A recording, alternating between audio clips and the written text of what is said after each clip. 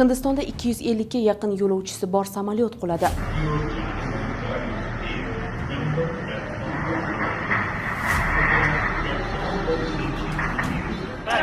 पब्लिक जा रही है।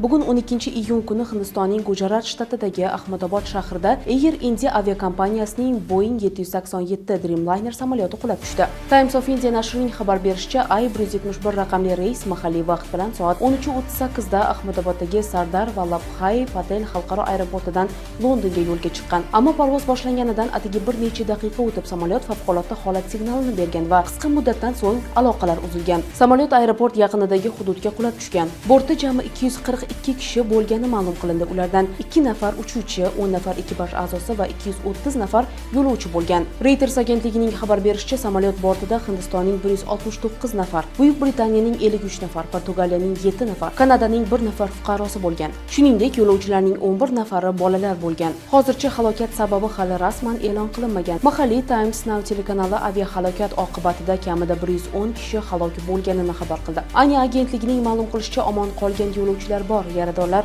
shifoxonaga yotqizilmoqda. Hindiston fuqaro aviatsiyasi boshqarmasi va Air India voqea bo'yicha tergov ishlarini olib bormoqda. Ayrim mahalliy manbalarda halokat sababi havo sharoiti, texnik nosozlik yoki boshqa omillar mumkinligi taxmin qilinmoqda. Halokat yuz bergan hududda yashovchi aholining xavfsizligi bo'yicha ham hozircha rasmiy ma'lumotlar berilmagan. Halokatga uchragan samolyot rusumi Boeing 787 Dreamliner bo'lib, bu aviahodisalar tarixida shunday samolyotning ilk halokati hisoblanadi. Air India kompaniyasi hodisa tafsilotlari hali aniqlanmayotganini va rasmiy tergov boshlanganini ma'lum qildi.